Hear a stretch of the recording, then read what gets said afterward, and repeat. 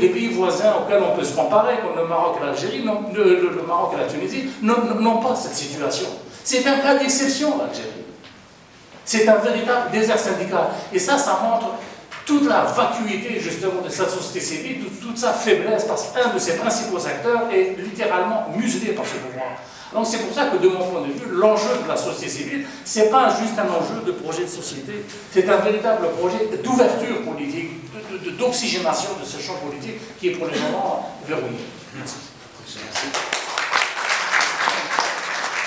Je vais réagir rapidement, mais je suis entièrement d'accord. J'ai parlé de constituante, une constituante qui pond d'un projet algérien, et évidemment la société civile en fait partie. C'est ça.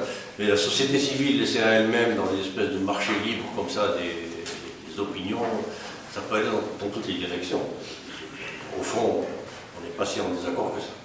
Je voudrais réagir sur ce qui a été dit sur les freedom fighters, les combattants de la liberté. Je suppose que vous faites allusion aux talibans formés par les États-Unis, etc., et qui ont combattu en Afghanistan, etc., c'est ça, et qui continuent maintenant avec la Syrie. Non, c'est pas ça. Non, c'est pas ça. On parle de ce truc de Madeleine Albright. NDI, National Democratic. Préciser ta question. 30 secondes. Or et tout le reste. Oui, excusez-moi. j'ai pas compris la question. Oui. Concernant ces combattants de la liberté qui sont inscrits toujours dans la politique américaine néolibérale, qui sont chapeautés par les Américains et financés par les Américains, c'est de tranches d'âge de 30 à 40 ans, qui chapeautent tous les mouvements de manifestation et de protestation sous le prétexte de la démocratie et de la liberté dans le pays du monde entier. C'est pour casser une dynamique des sociétés à se libérer. Donc vous faites allusion au-dessous des printemps arabes, tout ça. C'est les combattants de la liberté. Bon, lui, il s'appelle combattant de la liberté. Moi, je connais NDI. NDI, c'est National Democratic Initiative, dont la présidente est Madeleine Albright. Et c'est ce mouvement-là qui a fait les révoltes en Serbie, en Ukraine, et ils ont essayé, même la Biélorussie, ça n'a pas marché. Ils veulent le faire également en Russie, mais ça ne marche pas. Et celui qui finance, c'est tout simplement Soros. C'est lui qui finance tous ces mouvements-là. Et actuellement, effectivement, il y a un danger pour l'Algérie pour cela, puisque les Américains viennent d'installer en Espagne, du côté de Grenade, ils ont installé des forces spéciales pour intervention en Afrique du Nord, précisément dans le cadre de la démocratisation de l'Afrique du Nord. Et qui est visé en Afrique du Nord, si ce n'est l'Algérie d'abord et avant tout. Et c'est pour ça que je disais tout à l'heure que cette guerre civile qui nous pend peut-être au nez entre deux branches de l'armée, ça peut justement déboucher là-dessus, parce qu'il peut toujours y avoir une brebis galeuse qui à un moment va chercher le secours à l'étranger. Et où va-t-elle le trouver, cette brebis galeuse? Mais si on cherche les ramifications, on peut remonter jusqu'aux talibans, etc. Aujourd'hui, donc les fameux groupes islamiques qui sont des rebelles, financés par le Qatar, etc. On est là, finalement, j'ai compris. Motiver le citoyen, qui a parlé de ça, comment motiver le citoyen algérien, l'actionnariat, tout ça. Ça, c'est le modèle néolibéral. Installer une bourse en Algérie, une bourse de type États-Unis, c'est une catastrophe. Ce qui est en train de détruire le monde actuellement, c'est les bourses et le capitalisme financier. Alors aujourd'hui, on a 700 000 milliards de dollars de produits toxiques accumulés à l'échelle mondiale depuis la crise de 2008.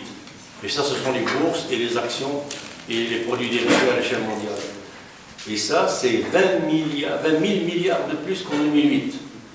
Donc vous vous rendez compte, introduire la bourse, le capital financier en Algérie. La bourse, monsieur, on parle du partage des bénéfices, de l'actionnariat. Mais l'actionnariat, c'est la bourse. Si je suis actionnaire, alors là, sur ma traque, je ne peux pas vendre mes actions.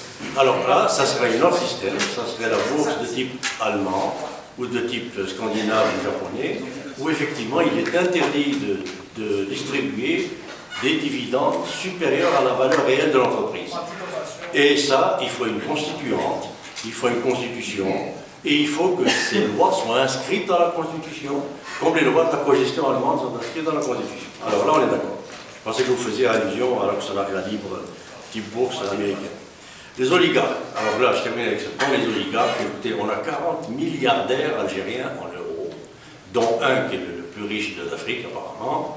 On a à peu près 4 000 ou 5 000 millionnaires en euros en Algérie. Ça, c'est déjà, c'est pas pour rien que le FCE a appuyé votre pas, c'est pas pour rien. Donc on a un pouvoir d'oligarque maintenant, de la force de l'argent, et soutenu par une certaine diaspora, soutenu par une conception de l'économie de la société de type nord-américain, de type néolibéral, avec par exemple en Algérie, ce sont ces gens-là qui financent, ce sont ces gens-là qui sont derrière tout ça. Des écoles de gestion qui poussent comme des champignons. Des faux doctorats, des DBA, Doctorate in Business Administration, qui sont des faux doctorats complètement inventés par les États-Unis et qui sont des doctorats en how to make money et qui n'ont rien à voir avec le titre de docteur académique tel qu'on le conçoit dans le monde universitaire. Alors il y a plusieurs champs par lesquels ces oligarques sont en train de prendre le pouvoir en Algérie. Et j'ai bien peur que les syndicats, la société civile, tout seuls, puissent arriver à contrôler ça. On va prendre une seule question. Excusez-moi d'être insistant, messieurs les intervenants, essayez d'être le plus synthétique possible. Merci. Le prochain intervenant, Riyad Ramzi.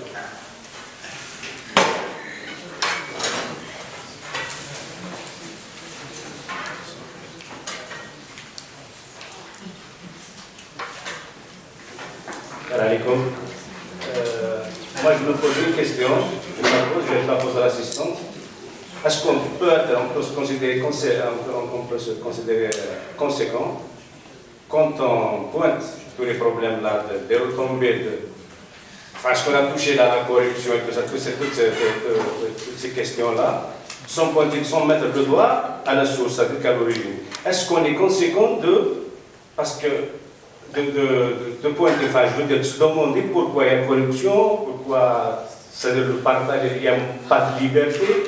Quand on est tous d'accord, il y a un consensus quasi général chez la classe politique, disons, de notre pays-là, qui sont d'accord pour le libéralisme, comme option, comme un choix, presque partagé par la majorité de la classe politique. Quand on ne remet pas en cause, parce que pour moi, quand je parle de corruption, je pense qu'elle est inhérente, elle est systémique, comme disait un intervenant tout à l'heure. Elle fait partie du libéralisme, c'est-à-dire que la corruption est au capitalisme, ce qu'on appelle la bureaucratie et au socialisme. C'est à peu près la même chose, je veux dire que c'est lié, elle est intrinsèque. On ne peut pas, quand on sait que les marchés, c'est-à-dire que les véritables marchés, c'est le fournisseur de marché, de contrat, c'est l'État. C'est l'État qui donne du travail, qui distribue, qui donne des marchés aux capitalistes. Comment voulez-vous qu'il n'y aura pas de corruption? Quand on sait que le cadre-là, on ne touche pas. Le libéralisme, il ne faut pas en toucher, tout le monde est d'accord. Est-ce qu'on est conséquent avec nous-mêmes? Je veux dire, on n'est pas en droit de critiquer les retombées, les mauvaises retombées à nous, quand on ne remet pas en cause l'essentiel, c'est-à-dire le libéralisme lui-même.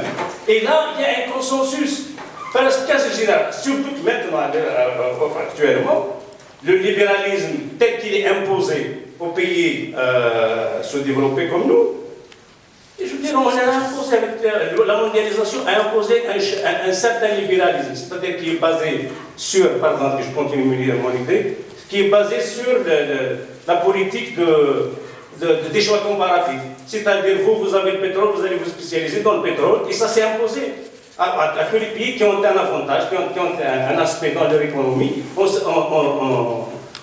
leur impose de cultiver, de développer que ce secteur-là.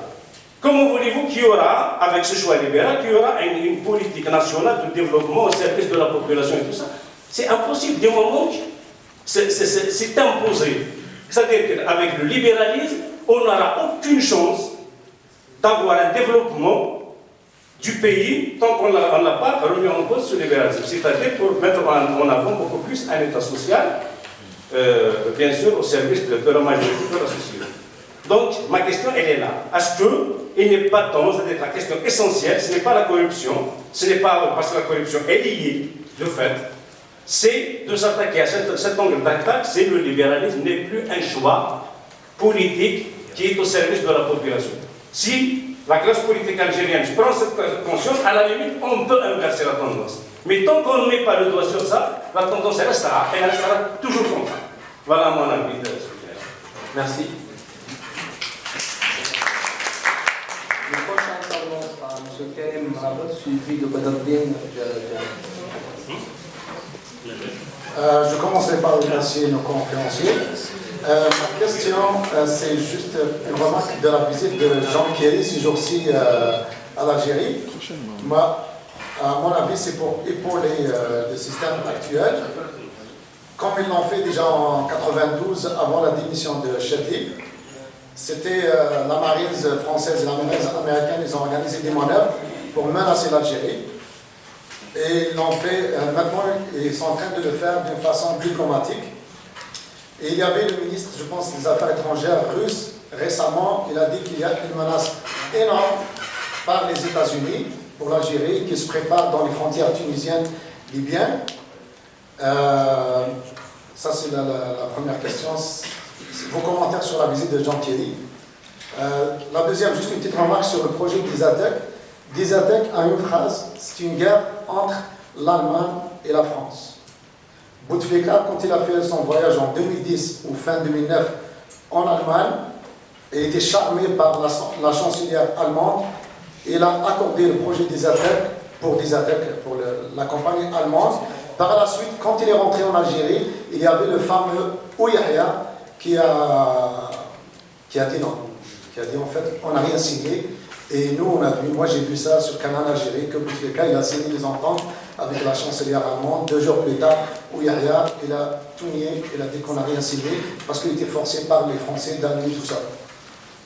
La troisième, c'est pas une remarque, mais le libéralisme, il y a toujours une question sur ça.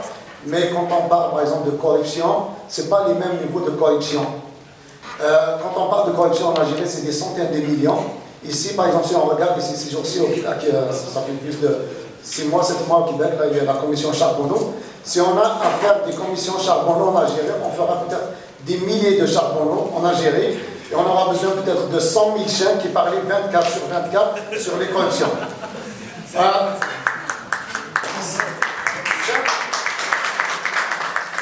Juste une petite remarque. Soyez bref, s'il vous plaît. Oui, c'est juste une petite remarque. Simple citoyen que je suis, j'ai travaillé sur un projet ici, pour le fameux Arabe en Algérie. Et on a trouvé qu'il y avait un montant de corruption qui a dépassé les 2 milliards sur un projet de 3,4 milliards de dollars.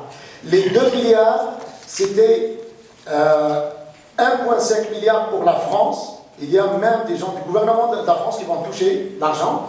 Et les 500 milliards pour les chiens de la France, les généraux, tous les systèmes, pour faire et tout ça, mais à condition qu'ils vont les investir en France. Donc les 2 milliards, c'était pour la France.